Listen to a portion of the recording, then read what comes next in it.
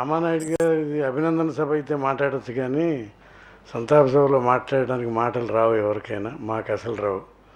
350 సినిమాలకు మాటలు రాసిన మాకే రావట్లేదంటే ఈ సభలో ఉన్న మీ అందరికీ ఎంత బాధ ఉందో నాకు తెలుసు.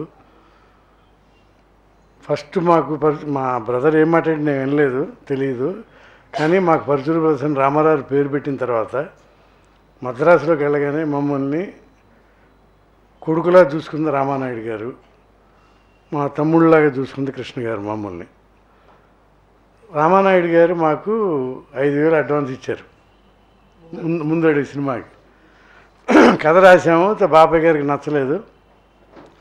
సార్ బాబాయ్ గారు ఆయన దగ్గర 5,000 తినేసామండి, అసలు ఈ డబ్బులు తీసుకున్నా కూడా అసలు రాస్తున్నారా లేదా అని ఫీల్ అవుతారేమో, for what it is worth ముందు ఆయన చెప్పుకుంటామండి బాబు మా కథనన్నా. సరే చెప్పమన్నారు. అప్పుడు ఏదో నాయుడు గారు ఒకళ్ళు కుర్చీలో కూర్చుంటే కొంచెం డామినేట్ చేసి మేము ఇద్దరు అన్నదమ్ములు బీభత్సంగా చెబుదాం కదా అనుకుంటే అక్కడ మొత్తం ఫ్యామిలీ మెంబర్స్ అంతా ఉన్నారు. అక్కడ ఇంగ్లీష్లో మాట్లాడే సురేష్ బాబుతో సహా. ఏం చేయాలి ఇప్పుడు? సరే ఫస్ట్ హాఫ్ చాలా కామెడీగా ఉంటుంది, మంచి బాగా ఎంజాయ్ చేశారండి. సరే ఇంటర్వెల్ అందరికీ తెలిసిందే, ముందడుగులో అట్లా అద్భుతమైన ఇంటర్వెల్. అన్నపూర్ణ ఎంట్రీ, ఇండస్ట్రీలో ఉన్న పెద్ద మహానటులు అందరూ ఉంటారు ఆ సీన్లో. కృష్ణ గారు, సోమరావు అందరూ హీరోలు సార్. మన గుమ్మడి గారు కృష్ణ గారిని కొట్టబోతుంటే ఆగండి అని ఒక వాయిస్ వస్తుంది. చూస్తే అప్పటిదాకా సినిమాలో 7 రీళ్లలో ఆవిడ పని మనిషి, బట్టలు దిగుతుంది, అంట్లు తోముతుంది. ఆవిడ ఒక కార్పొరేట్ ఆఫీస్లో చైర్మన్ రూమ్లోకి వచ్చేసింది. ఆగండి అంది. అందరు చూశారు. నేను ఒక్క సంతకం పెడితే మీ భవనాలు మీ అంతస్తులు 2 ముక్కలు అయిపోతాయి, నేను ఒక్క సంతకం పెడితే మీ ఆస్తులు ఇవన్నీ రెండుగా విడిపోతే ఒకదానికి నా కొడుకు యజమాని అవుతాడు అనేసరికి ఆడిటోరియం స్టన్ అయింది. ఎవరో తెలియదు అది. ఇది చెప్పాం, ఇంటర్వెల్ ఇదే ఇంటర్వెల్ అండి అన్నాం. అన్న తర్వాత ఆయనకు నచ్చింది నాయుడు గారికి. మళ్ళీ అందరు నా వైపు కూర్చున్నారు. సెకండ్ హాఫ్ చెప్పండి. సెకండ్ హాఫ్ మా తమ్ముడు చెప్తాడండి అన్న. ఈయన మా బ్రదరు అసలు వినిపించనే మొదలెట్టాడండి. ఇది చెప్పిన తర్వాత ఆయనకి నచ్చేసింది కదా, అంతే. అక్కడి నుంచి మొదలెడితే ఆ టైటిల్ అప్పుడు ఏంటంటే ఎంఎస్ రెడ్డి గారు ఎక్కడున్నారో ఆయన, ఈయనకి ముందడుగు నచ్చట్లా. సోగ్గాడు లాగా కృష్ణ గారికి ఒక టైటిల్, అప్పట్లో హీరోలకి అట్లా ఉండేవి. అంటే ఆ టైటిల్ పెట్టినంటే మాకేమో ఇష్టం ఉండేది. ముందడుగు అంటున్నాం. రికార్డింగ్ సాంగు ఆయన వచ్చారు ఎంఎస్ రెడ్డి గారు.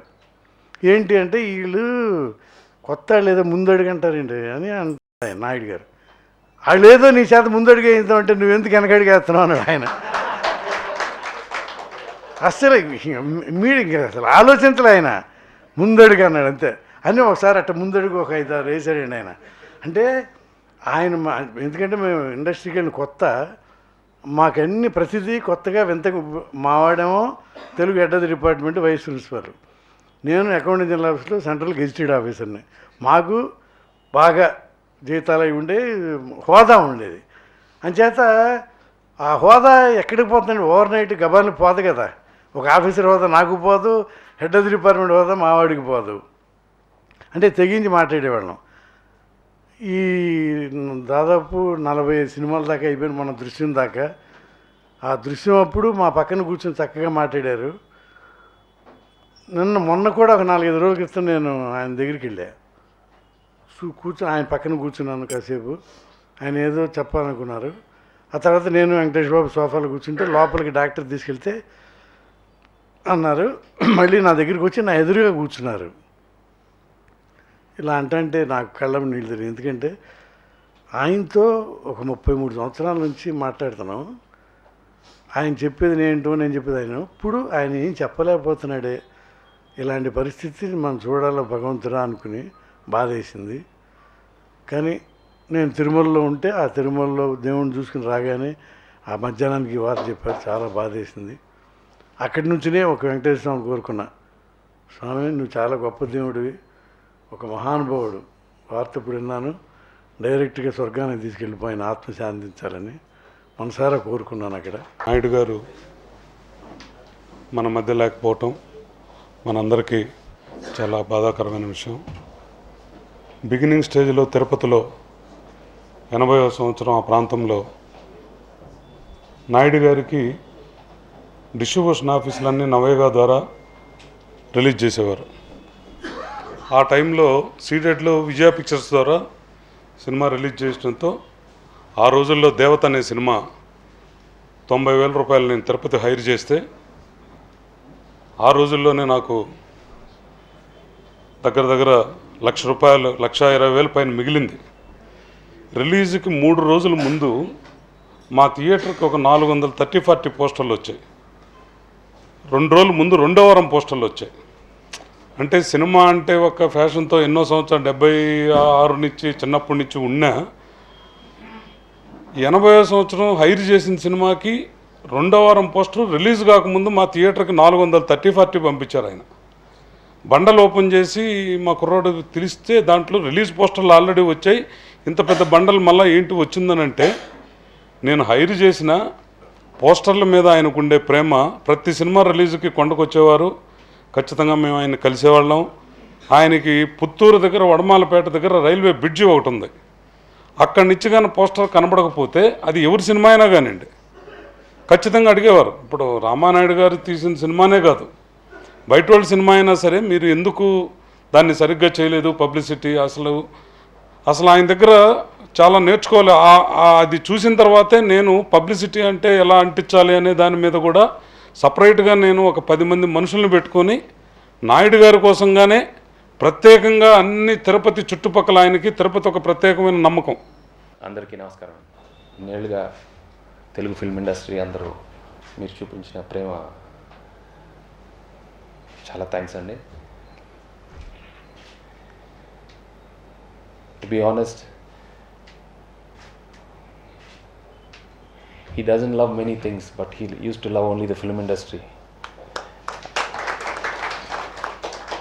ఎందుకంటే even in his last days there was only one thing he used to think about is his cinema, and I'm really proud to be his son, and I'm again thanking you for all his love and all your love you've given to my father. Thank you very much. నా వంతు నేను ఒక సామాన్యుడిని అంటే మేనలుడు ఉండొచ్చు, కానీ నాకంటూ ఒక గుర్తింపు తీసుకొచ్చి నన్ను ఒక సినిమా నిర్మాతగా చేసింది మాత్రం రామానాయుడు గారు. ఎందుకంటే నేను డిస్ట్రిబ్యూషన్గా ఉన్నప్పుడు ఆయన సినిమా ఇవ్వమని అడిగాను. ఫస్ట్ ఆఫీసు పని నేర్చుకోరా అని చెప్పి జగపతి వెంకటేశ్వరరావు గారు ఆఫీస్కి పంపించి ఒక సినిమా కొని వాళ్ళ ఆఫీస్లో పెట్టి నన్ను అక్కడ ట్రైనింగ్ చేయించారు. తర్వాత డిస్ట్రిబ్యూషన్ ఆఫీస్ పెడదామన్నాం. 2వ సినిమా ఫ్లాప్ అయింది. తర్వాత దాన్ని ఇప్పుడు కాదులే తర్వాత అని చెప్పి అన్నారు. కానీ నేను సినిమాలు చేస్తూ మామయ్య బయట సినిమాలు కొంటే బాగాలేదు, మీ సినిమా కొందామని చెప్పి కథానాయకుడు సినిమాని అడిగాను నేను. అప్పుడు బాలకృష్ణ గారిది 3.5 లక్ష ఆయన జిల్లాకి. ఈయన వద్దురా అన్నాడు. కాదు మామయ్య నేను ఈ సినిమా కొంటాను, మీది డెఫినెట్గా హిట్ సినిమా, అప్పుడే రాణా పుట్టాడు ఆ సినిమాకి. అంటే లేదు నాది 5 లక్షలు రా అన్నాడు. 3.5 లక్ష బయట అయితే 5 లక్షలు అంటాడేందా అని అనుకున్నాను. సరే నేను 2 రోజులు ఆగి 4.5 లక్ష మామయ్య అన్నాను. నాది 6 రా అన్నాడు. ఆయన 6 అంటే నేను ఏంటి 6 అన్నారని మళ్ళీ 2 రోజులు ఆగి మళ్ళీ వెళ్ళి 5 లక్షలకి అడిగాను. నాది 7 అన్నాడు. ఏంటి మావయ్య 7 అంటున్నారన్న. అంతేరా నా సినిమా 7 అన్నాడు. అని కావాలంటే మన సూర్యనారాయణ గారి సినిమా ఉంది, నేను మాట్లాడిపిస్తాను, భలే తమ్ముడు కొనుక్కో 4 లక్షలకి అని చెప్పి ఆయన మాట్లాడి నైజాం తీసుకోరా అన్నాడు. నాకు వద్దు, మీ సినిమానే చేస్తాను. చివరికి సరే నేను 6.75కి వెళ్ళాను. ఆయన 9 అన్నారు. నాకు కోపం వచ్చింది. ఏంటి ఈయన 9 అంటాడు ఒక జిల్లాకి, ఇవ్వటం ఇష్టం లేదు అనుకున్నా. సరే వెళ్ళిపోయి రామారావు గారి సినిమాని 23 లక్షలకి కోపంతో ఆయన మీద ఆయన నాకు ఇవ్వలేదు అంటే నేను కొన్నాను అనుకుంటారని బ్రహ్మంగారి చరిత్ర 6 లక్షలకి అనిపించిన సినిమాని నేను 23 లక్షల రూపాయలు ఇచ్చి కొన్నాను. వాడు సీరియస్గా చూశాడు నన్ను. నాకు తెలియదు, నాకు ఎందుకంటే నేను గుర్తింపు లేదు ఓ సినిమా కొనాలి, నాయుడు గారు ఇవ్వలేదని. ఆయన బాధ ఏంటంటే ఆయన బంధువులతో వ్యాపారం అనేది ఇష్టం లేదు.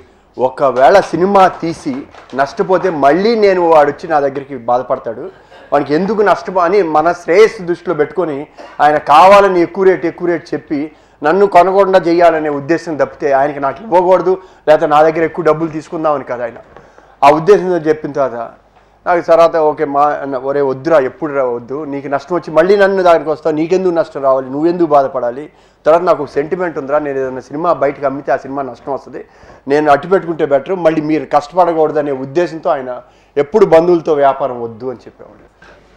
అందరు అన్నారు తాతకి సినిమా అంటే ప్రేమని, అది మీకు అందరికి తెలిసిందే. అంటే ఎంత ప్రేమ అంటే మమ్మల్ని ఎలా పెంచారంటే, చిన్నప్పుడు మాకు కృష్ణుడు ఎలా ఉంటారంటే రామారావు గారిని చూపించేవారు, రాముడు ఎలా ఉంటారంటే సోమబాబు గారి సినిమాలు చూపించేవారు. సో చిన్నప్పుడు నేను అలానే పెరిగాను, దేవుళ్ళు అంటే అలానే సినిమాల్లో ఉంటారని. అండ్ సినిమానే నాకు దైవం అయిపోయింది.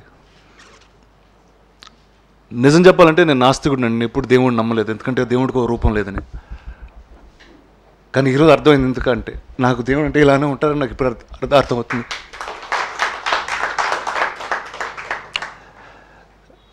చిన్న నాకు ఒక కథ చెప్తూ ఉండేవాడండి, ఇప్పటి నుంచి కదా, ఎప్పటి నుంచో. అంటే is very spiritually very inclined. హనుమంతుడు రాముడు కదండి ఇది. ఫస్ట్ హనుమంతుడు రాముడు అంటే దయ్యం, రాముడు అంటే అక్కడ ఉంటాడు ఇక్కడ ఉంటాడు అని చెప్తూ ఉండేవాడంట. కొన్ని సంవత్సరాల తర్వాత కొన్నేళ్ళ రాముడితో తిరుగుతున్నప్పుడు తర్వాత రాముడు ఎక్కడ ఉంటాడంటే నా పక్కనే ఉంటాడు అన్న ఒక ధైర్యం ఉండేది హనుమంతుడికి.